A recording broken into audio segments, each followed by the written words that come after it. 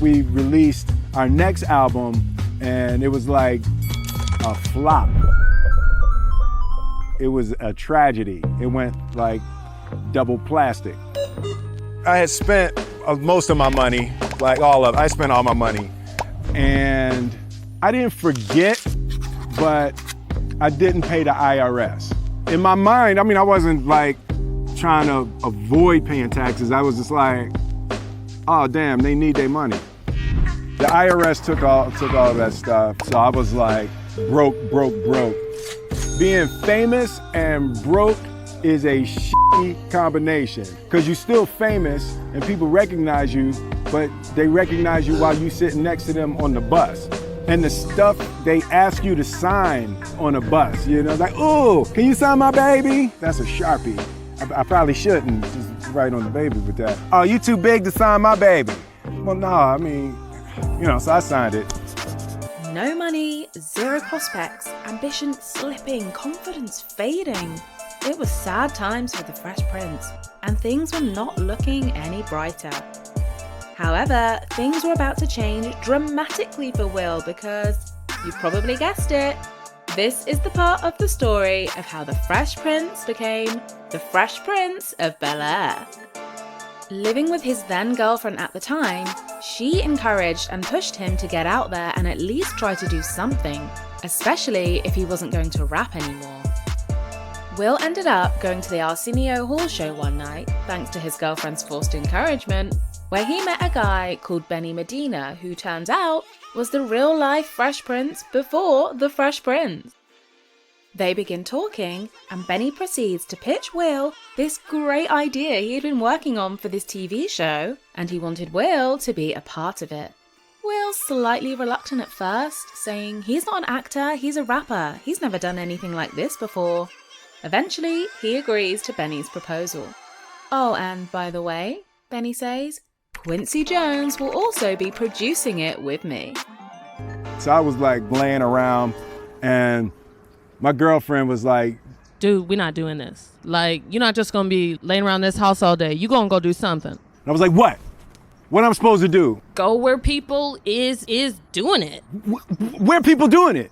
Go to the Arsenio Hall show. Just go stand around at the Arsenio Hall show? Yes. That's stupid. Wake it up! So I went to the Arsenio Hall show, and I met a dude named Benny Medina. And Benny Medina is the real-life Fresh Prince of Bel-Air, except he actually went from Watts to Beverly Hills. Same basic concept, way shorter distance. I meet Benny, and he pitches me the idea for this show, and I'm like, you know, I'm not an actor. I'm like, cool. And he says, hey, you know, I want you to meet Quincy Jones. Quincy Jones is producing with me.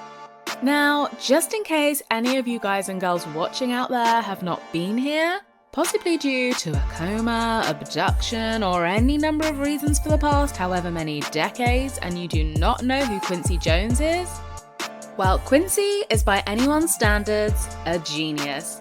He has composed, produced, played, and worked with individuals such as Frank Sinatra, Aretha Franklin, Michael Jackson, Celine Dion, Ella Fitzgerald, and even Miles Davis.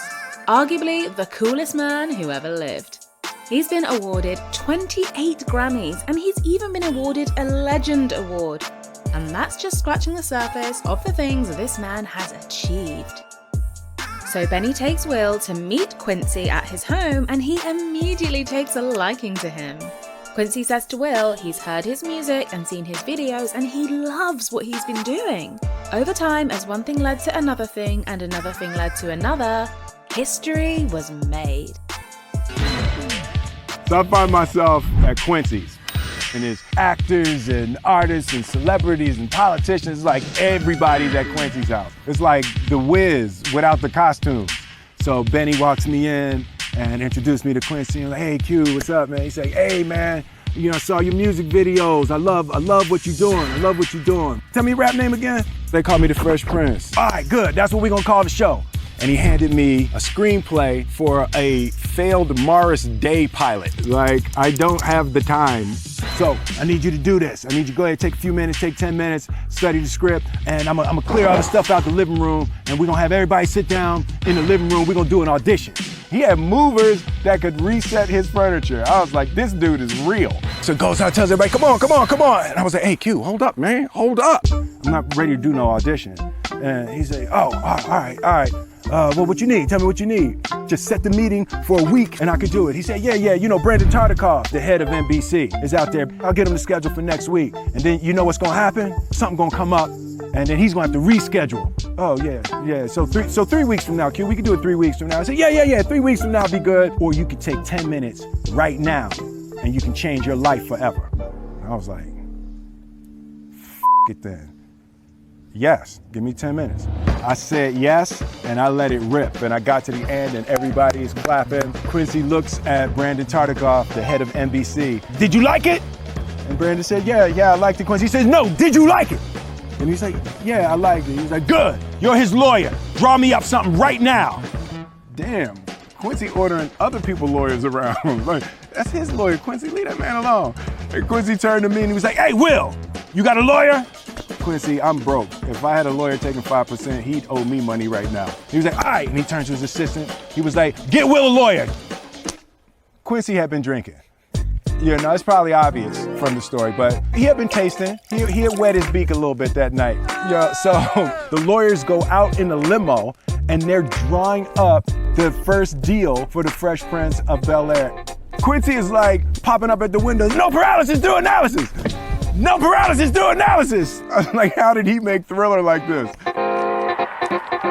So we got the lawyers draw up something. Ken Hertz looked it over for me, Brandon Tartikoff, and we took a picture and we signed the basic deal for the Fresh Prince. And 3 months later, we were shooting the pilot. And that's the story of how I became the Prince of Bel-Air. So the moral of the story is always say yes, and I guess listen to your girlfriend. All that hard work Will had put in with his music was only the beginning. Will had a date with destiny. Thanks to his girlfriend, certified recordings, vivid videos, initiative, will, and ambition. He finally got the attention of television producers, and the famous sitcom, The Fresh Prince of Bel-Air, was born.